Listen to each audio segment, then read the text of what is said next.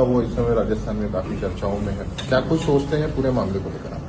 देखिए, मैं आपको बताना चाहूंगा कि लगभग 80% जो अरावली का भूभाग है वो राजस्थान का है।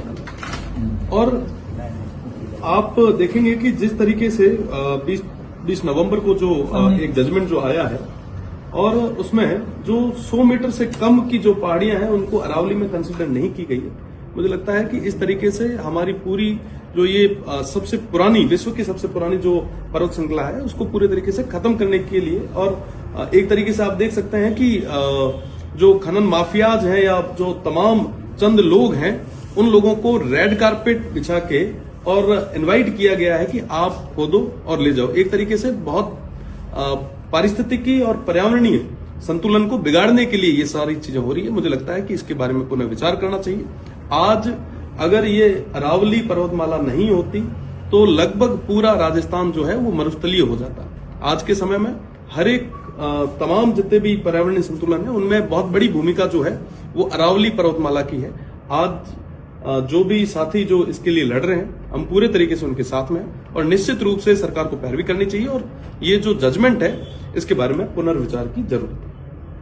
बीजेपी से बात हुई, उनका ये कहना है कि कोर्ट का आदेश है, हमारी तरफ से इसमें कुछ नहीं किया गया, तो इसको किस तरह से आगे बढ़ाएं? देखिए, सरकार की जिम्मेदारी होती है कि वो जनता की बात को मजबूती के साथ में कोर्ट के सामने रखे और अपना पक्ष और जनता का पक्ष मजबूती से रखने का जो काम है वो सरकार का है। आज के समय में जहां रायसेना हिल पे जहां राष्ट्रपति भवन और संसद जो बने हैं वो भी इसी अरावली पर्वतमाला पे बने हैं। अगर इस तरीके से सब चीजें खोद के कर दिया तो राजस्थान खत्म हो जाएगा और ये पूरा सिस्टम पहले से आप देख रहे होंगे कि दिल्ली के क्या हाल है। आज हवा वहां पे इस तरीके की है कि हवा के अंदर जहर है और अगर ये अरावली और तमाम चीजें अगर हमने खत्म कर दी तो आने वाले समय में यही हाल राजस्थान के हो जाएंगे। आप पहले ओरण गोचर आपने खत्म कर दी, खिजड़ियां आप आए दिन काट रहे हैं, फिर आप अरावली को पूरे तरीके से खत्म कर रहे हैं। आप चाहते क्या है? एक तरफ तो आप लगभग 250 करोड़ के आसपास जो है आपने फंड अरावली को डेवलप करने के लिए 2025-26 के बजट में दिया, हरित अरावली विकास परियोजना आपने नाम दिया, और दूसरी तरफ यही अरावली अगर आपकी खत्म हो जाएगी तो आप मतलब चाहते क्या है? आपकी बातों के अंदर जो है मुझे लग रहा है विरोधाभास है।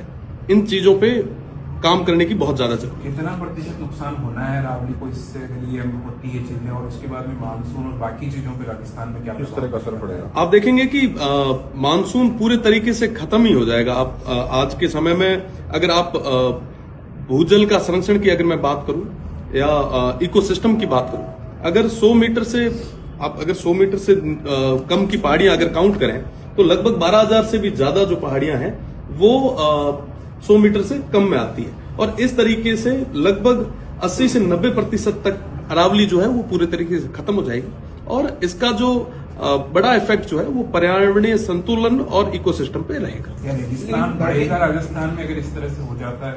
बिल्कुल पूरे तरीके से बढ़ेगा। अरावली जो है वो रेगिस्तान को और मरुस्थलीय तमाम चीजों को रोकने में एक बहुत बड़ी भूमिका उनकी रही है और साथ ही साथ अगर इस तरीके से अरावली खत्म होती है तो निश्चित रूप से इसका एक विषम परिणाम जो है वो हम सभी को। आपकी तरफ से एक बार बता दीजिए कैसे विरोध जताएंगे, कैसे क्या करेंगे अगर सरकार आगे नहीं बढ़ती है? हर तरीके से विरोध जताएंगे और निश्चित रूप से प्रदेश और केंद्र की सरकार को इस बारे में सोचना चाहिए। भाटी जी, एक तरफ तो क्या है कि हम गुरु शिखर की बात करते हैं, उसी गुरु शिखर को छोटा करने का प्रयास किया जा रहा है, लेकिन क्या है कि सरकार अपने खनन जो पट्टे दे रही है उनमें कई बार घोटाले भी पकड़े गए हैं। तो क्या लगता है धीरे धीरे जो देखिए, ये माफिया को बढ़ाने के लिए सीधा रेड कारपेट बिछाया गया है और चंद लोगों को फायदा देने के लिए ऐसे डिसीजंस आए और इसका जो दुष्परिणाम है वो पूरे प्रदेश और पूरे देश को आप देखेंगे कि गुजरात से लेके राजस्थान से लेके हरियाणा और दिल्ली तक के तमाम प्रदेशों को इन तमाम चीजों का जो है नुकसान भुगतना पड़ेगा।